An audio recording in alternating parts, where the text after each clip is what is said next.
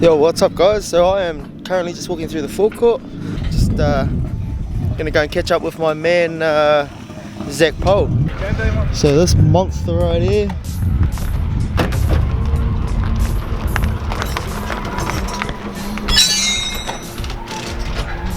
I've been following this build for, I think he's had it for about 12-ish months. So yeah, been following his build for quite some time now, and this thing is a machine. Enjoy watching this guy, Joe. Sup, bro? How's things? Good, man. How you doing? All right. So tell us a little about your weapon. Yeah, S15, RB28. This is probably the 8th time I've had it on the racetrack. So yeah, it's just been constant refinement and just changing it and playing around with it. We've got it kind of to a point now where it feels good, and I can just focus on driving. Like, as you know, probably with building new cars and stuff like that, it can take a while. Just get through all those teething issues and make it handle and just feel like home, and it does kind of feel at home. So so yeah, that seems to be pretty reliable. Today we just unfortunately broke this. See the crank, the trigger disc is just toast. Well, it's come loose. So that's the end of today. But we got in 10 sets of tyres. It's reliable other than that. So yeah, you're doing well out there. She creams the smoke, that's for sure. 4th gear, yeah, over the hill. Just pick 4.3 diff. Yeah, just revs, 9,000 revs. So oh shit. Send it up.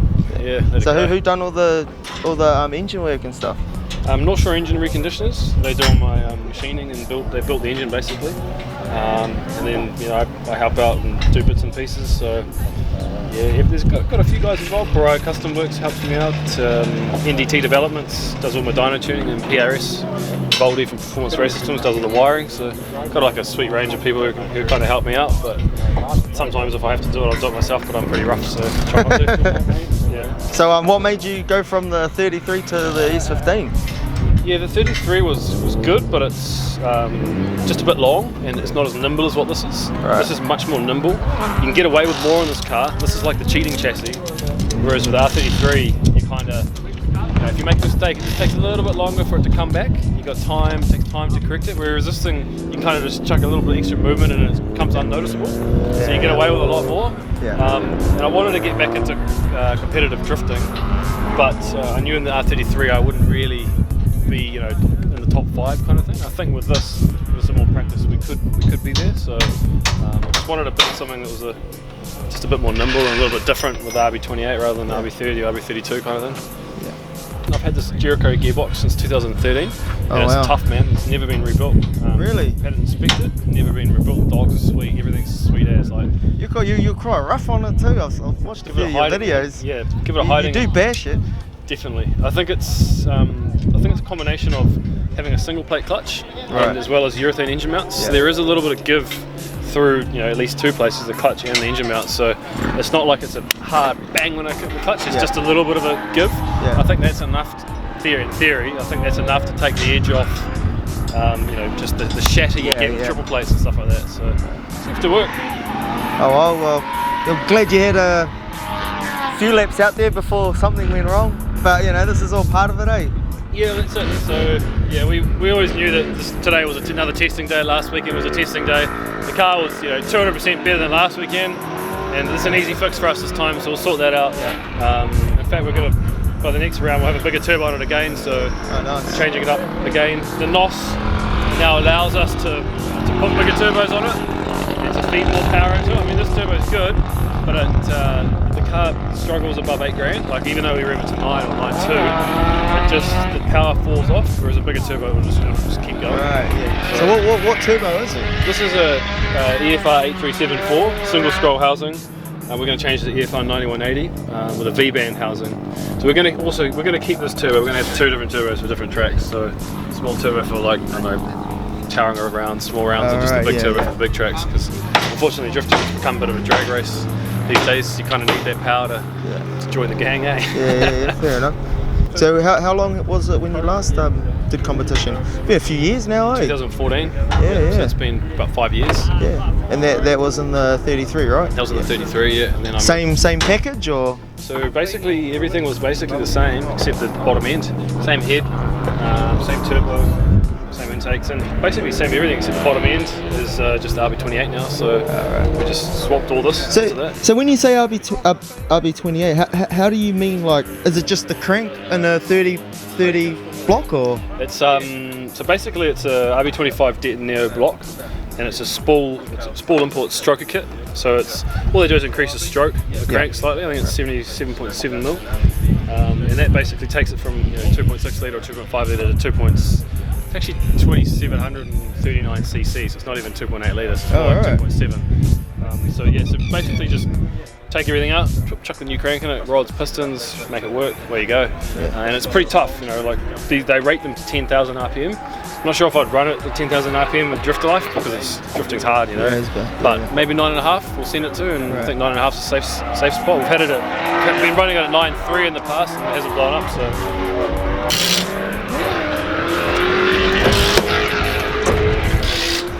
so yeah, put tilt and pedal box.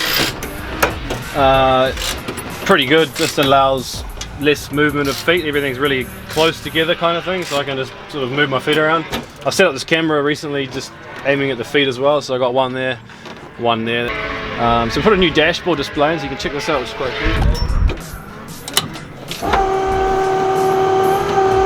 Nice. So it comes up with all the things that basically we need to know, as well as the switch panel up there, which is quite handy. So performance race systems did all this wiring in the car. We've wired on the new Haltech ECU. NDT's tuned that, NDT developments, and some NOS. So NOS is the new thing to the car. It's, honestly it brings the turbo on so much better, So coming over the hill, it just charges. It's the first time I've had NOS working. Last round we went to the track. We thought we had the NOS working, but actually I took a fuse out of the thing and forgot to put it back in, so the NOS solenoid was not working. Oh no! So we didn't actually have NOS Hampton Downs last weekend. So today we do. We put 150 shot onto it, so it's got a big shot. It spools the turbo hard. The NOS is really good. The place where it helps me the most is just coming into when we initiate over the top of the hill. Yeah, right. I put my foot down and it just spools the turbo out, away I go. And I just slam forth and hit the section. Right. Whereas before I'd be foot down, waiting for the boost to come on, and then it would go. Yeah. It's like a two-stroke motorbike kind of thing. This is like a V8, so it just sends it. Single scroll actually makes the performance worse. Yeah. I just like the sound of them. They sound a bit more rowdy than the twin scrolls. Yeah, your car definitely is probably one of the best sounding RVs in New Zealand, that's for sure. Cheers, man. Yeah, it just makes it louder, Like the twin scroll seems to kind of muffle it a little bit. Yeah. There are some awesome sounding twin scrolls out there. Jake Jones drift squid, his RB28 sounds sick, Yeah. But these, I don't know. The other turbos, the new turbos we're putting on will also be single scrolls, just with more revs. So keep it rowdy, eh? What else we got? Jericho gearbox, hydraulic handbrake. So basically we just raised my feet a bit, so everything's kind of custom made to sort of how it works for me. We've moved the seats back as far as possible. We've tried to get the weight back in the car. Yeah. So what does this weigh? It's really heavy actually. It's 1420 kilo with me in it, full gas, full oil. Yeah. You think it'd be light, but then if you think about like adding in like a winter's diff and all the big gear, like it adds up. I've still got all the steel in the rear of the car. It's quite well balanced though. I focused on balance more so than lightweight. Yeah. Lightweight, if you want to keep a car balanced and do lightweight, it's expensive. Right. So what is the balance from the front to the back? 51% over the front, 49 over the rear. Oh nice, that's on point. Yeah, and it helps us. I mean, if you want to sit on big angle and do backwards entries and stuff, which I'm still sort of learning to do, you need weight over the rear. Yeah. Otherwise the car just comes around. That was an issue I had with the R33. There's no weight over the rear of it, so it couldn't hold the angle like this thing can. Yeah. So I see you got a new sponsor on board. Yeah, Good Ride Tyres come on board. Luckily went to my favourite tyre brand first when I was looking for sponsorship, and they said yes, so that was awesome. They are a really awesome tyre. Tracks like this, it's just perfect because it's such a fast track in fourth gear. So you really need the grip, and these tyres do give it. So today we were playing around with tyre pressures a little bit. Real basic stuff. We started out at 30 pounds, ended up at 20 pounds. On 20 pounds, the car, the grip is probably actually too much for the car. On 30 pounds, it's not enough for the car. So it's good having a tyre that you can take, if you want grip, you can get the grip. Some tyres you can't, so they're a good tyre. And you're running just a semi-slicks, 265s or? 265, 35 18s, yeah. Yeah, and 235 40 on the front. Yeah. 2 laps, 2 set of tyres around this track. In fact, any track in New Zealand on any tyre, I get 2 laps. So Yeah. it's thirsty, but that's what happens if you're going to make smoker. 4th gear, seen it. So how much power is this actually pushing? I don't think I asked you that question. 490 kilo on the wheels. So that's quite safe, reasonably safe. Safe amount of power, eh? How much PSI is that? 22 pounds. Oh right, yeah. So it's not much, but it's enough, you know. With the NOS, it just gives it more V8-like kind of power delivery. We get power from down low all the way up top, but we do need the bigger turbo. With a bigger turbo, we'll be able to see closer to 600. Yeah. Which is probably not really necessary, but on tracks like Pukekohe, it might be. Yeah. So what steering kit and all of that are you running on? Yeah, so I'm running a Coastal Developments steering kit. So yeah, Steery Brian, he knows his shit with steering. Me and him talk often about bits and pieces, and he's very helpful. So in my last R33, I sort of made my own steering as well and played around with it. So I know Stewie knows the steering, and he's kind of done the same with this. So he's just done a much better job than what I could ever do. So yeah, it's got a lot of adjustability in the steering. And I guess with any kind of car setup, steering to me is probably the most important part. And this steering allows me to get the car exactly where I want it. It's a lot of trial and error with steering, but once you get it, it's just like the car drives itself and it just feels trustworthy. Even at 200k at Puke, it's like you can let go of the steering wheel quickly and grab it again, and like it's going to just self-steer itself. So what made you go to the Coastal instead of? Because everyone tends to pick that Wise Fab, right? Personally, I don't like the feel of Wise Fab in S chassis anyway. Yeah. I've driven 4 cars with Wise Fab in it. It's pretty hard, and I've played around setting up 1 car with Wise Fab, and just didn't have that natural factory Nissan feel that you get with factory cut and welded knuckles. And when you're drifting in a factory car, you kind of get that nice self-centering sort of safe feeling. That's what this feels like, except just with tons of lock, Whereas Wise Fab to me it feels a little bit more, you kind of got to drive it and feed to the, it's just a little bit different driving style. And there are guys in the world that absolutely nail it with Wise Fab. James Dean, those guys are cranking it. They're awesome, but for me this suits me better.